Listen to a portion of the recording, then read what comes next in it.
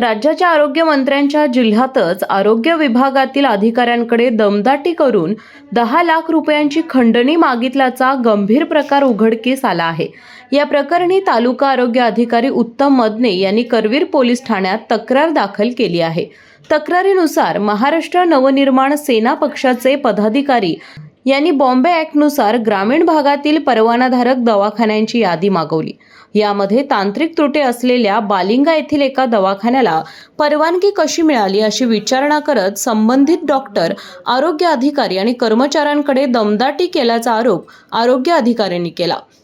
तसेच आरोग्य विभागातील एका कर्मचाऱ्याला केलेल्या अश्लील शिवीगाळीची ऑडिओ क्लिप देखील त्यांनी पोलिसांकडे सादर केली आहे। आरटीजीएस केले काहीतरी आरटीजीएस नव्हते काय पोस्टर काहीतरी पाठवले वाटतं का तुला काय बाहेर त्याला काय काढून तुझी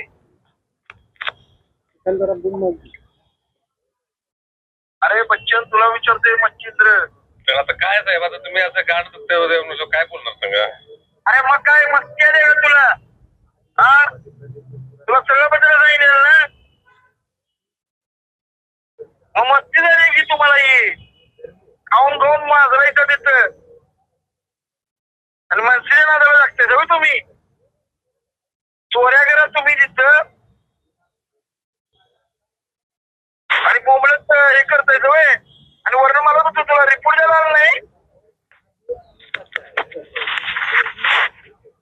साहेब तुम्ही साहेबांबरोबर बोला ए बच्चन साहेबाबरोबर बोला नाही मग साहेबाला किती वेळ सांगायला लागतोय हे करा ते करा उद्या रोज येणार तिथं तुझी अंडी पिल्ली काढतो का बघायचं बाहेर तुझी पण 2 प्रकरण आलेत माझ्याकडे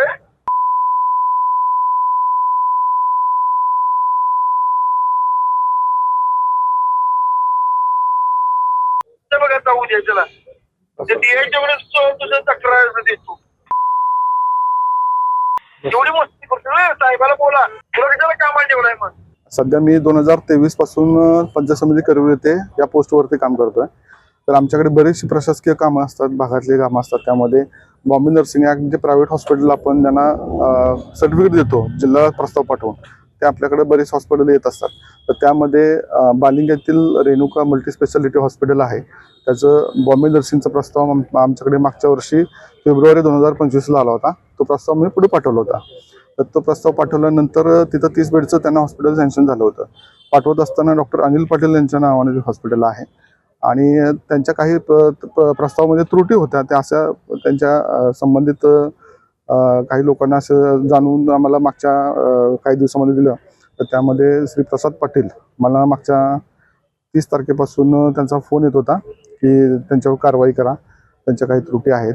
आता काम करत असताना काही त्रुटी राहतात, प्रशासकीय वगैरे असतील काय, तर त्यांनी हा मुद्दा पकडून आमच्याकडनं बरेचसे जे कागदपत्र आहेत परस्पर आमच्या ऑफिसमधनं घेऊन गेले, आमच्या कर्मचाऱ्यांना दमदाटी केली आणि मला बऱ्याच वेळा तर 1-2 वेळा त्यांच्या संबंधित ऑफिसला बोलवण्यात आलं। तिथं सुद्धा मला थोडक्यात दमदाटी करून एका ठिकाणी बाहेर बोलवून त्यांच्या मोबाईलवरती त्या संबंधित डॉक्टरांकडनं पैसे घेण्यात यावेत अशा पद्धतीनं मला थोडंसं सांगण्यात आलं। कोणती पुरावे राहावे नाही त्यासाठी त्यांनी खूप खबरदारी घेऊन हा प्रकार केलेला आहे आणि हे करत असताना आमचे सर्व कर्मचारी आणि आम्ही अधिकारी लोक आता सध्या खूप टेन्शनमध्ये काम करत आहे। आम्ही त्यांना बरंच समजावून सांगण्याचा प्रयत्न केला, परंतु ते ऐकत नाही आहेत आणि आता आमच्याकडे माहितीचा अधिकार टाकलेला आहे। मागच्या 15 वर्षाची माहिती मागलेली आहे, ते मागल्यानंतर सुद्धा त्यांनी स्वतः परस्पर येऊन आमच्या कार्यालयातले बरेचसे कागदपत्र परस्पर घेऊन गेलेले आहेत आणि आमच्या कर्मचाऱ्याला दमदाटी सुद्धा केलेली आहे। तर आम्ही त्यांना समजावून सांगण्याचा प्रयत्न केला, परंतु त्यांनी ऐकलं नाही आहे। म्हणून न्याय झाला असतो आम्हाला आता इथं करवीर पोलीस स्टेशनला आम्ही सध्या त्यांचं तक्रार देत आहे। जर इथून पुढे अजून आम्हाला त्यांच्याकडून त्रास काही झाला तर आम्ही फौजदारी गुन्हा दाखल करण्याच्या तयारीत आहोत। नाही, आम्ही फक्त ते समोर असतात आणि आम्ही एकदा ऑफिसला गेला असताना त्यांचे बाकीचे पदाधिकारी होते, परंतु त्यांनी त्यांच्या कार्यात असल्या कारणानं त्यांच्या पद्धतीनं बोलले आमच्याशी, पण बाकी नंतर त्यांचा काय आमचा संबंध आला नाही।